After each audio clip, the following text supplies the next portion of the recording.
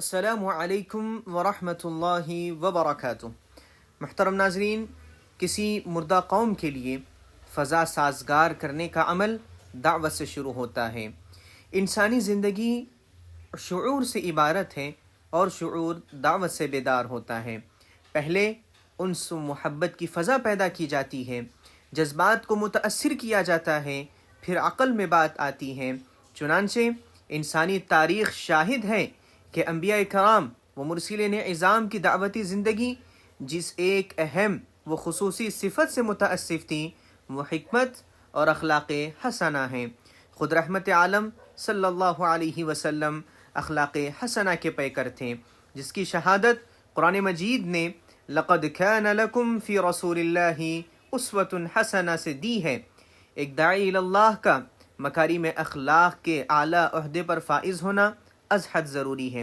اسے اپنا کیریکٹر مثالی پیش کرنا ہوگا، اسے رذائل اخلاق سے پاک ہونا ہوگا۔ داعی کو اطاعت، معرفت، محبت اور خشیت الہی کا پیکر ہونا پڑے گا۔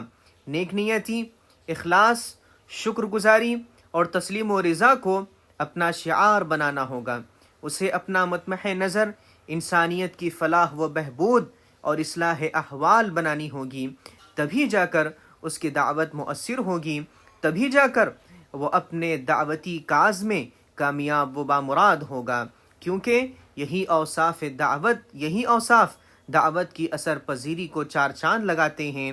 تو محترم بھائیوں، عصر حاضر میں دعوتی فیلڈ میں اسوہ حسنہ کی مثالی تاثیر کی اہمیت و افادیت کے پیش نظر مرکز دارالہدیٰ اڑپی نے 13 جولائی 2021 بروز منگل میدان دعوت کی ایک اہم شخصیت فضیلت الشیخ ڈاکٹر انیس الرحمن اعظمی مدنی حفظہ اللہ کا بعنوان دعوتی میدان میں اسوہ حسنہ کی تاثیر ایک ورچوئل پروگرام کا اہتمام فرمایا ہے۔